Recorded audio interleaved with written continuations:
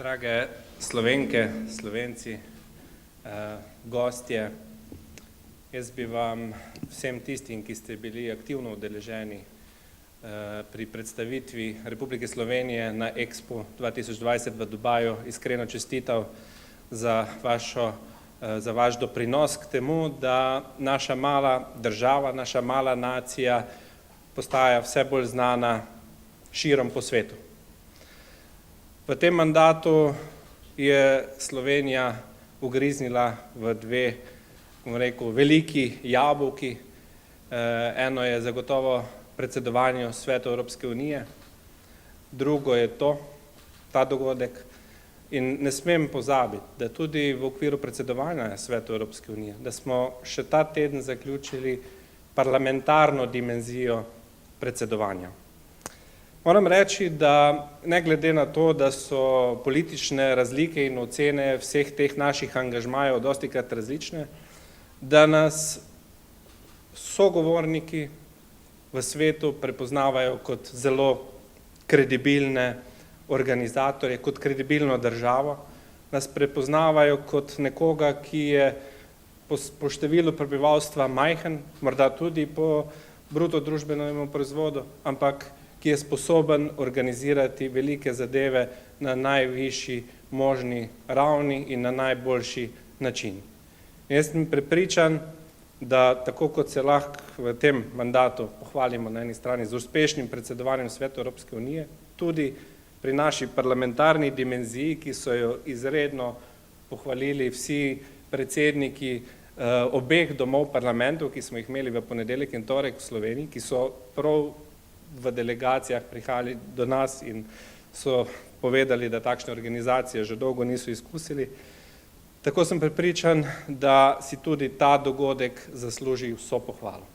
Slišal sem nekaj številk, morda jih boste predstavili še nekoliko podrobneje, 200 ali več kot 200 dogodkov, milijon obiskovalcev, to je tisto, kar nas pravzaprav dela velike, kar nas dela ponosne, kar nas daje ob bok vsem tistim, za katere si včasih intimno želimo biti. Včasih se primerjamo s Švico, včasih s kakšno drugo državo, redko kdaj s kakšno večjo, pa prepričan sem, da je naš paviljon, naše gospodarstvo, naša identiteta takšna, so takšni, da se 30 let po osamosvojitvi ponosno postavimo pred našo zastavo, pred naše slogane in s ponosom povabimo kogarkoli na svetu v našo lepo državo.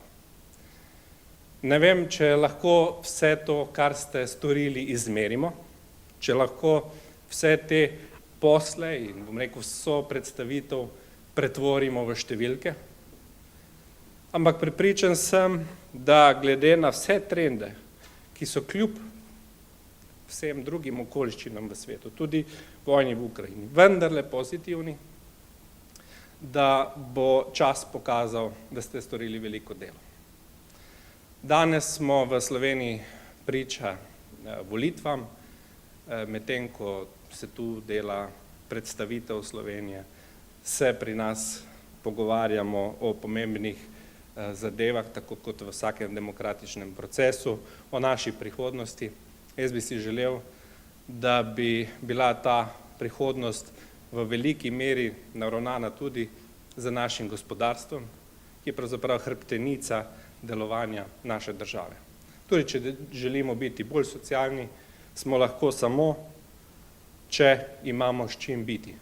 Če imamo dovolj prihodkov, če naše gospodarstvo deluje in če naši gospodarstveniki, ki delajo širom po svetu, ker smo po eni strani kot izvozna država, tisti, ki lahko to priložnost izkoristimo, na drugi strani smo pa nekako tudi prisiljeni zaradi majhnosti trga izvažati, če lahko vse to potem vrnemo naši domovini.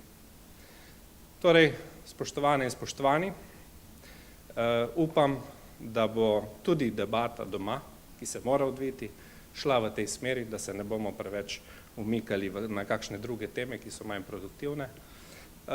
Zagotovo se bomo pa lahko tudi po teh volitvah obrnili skozi to obdobje expa predsedovanja preteklega mandata s ponosom.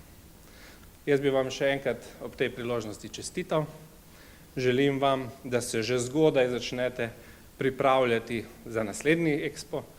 Verjamem, da se bomo takrat po raznih kazalcih povzpeli še višje, da bomo še bolj razvita država, še bolj prepoznana po gospodarstvu, po športnikih, upam, da tudi po politikih. In vam skratka v tem smislu želim uspešno delovanje in poslovanje. Hvala lepa.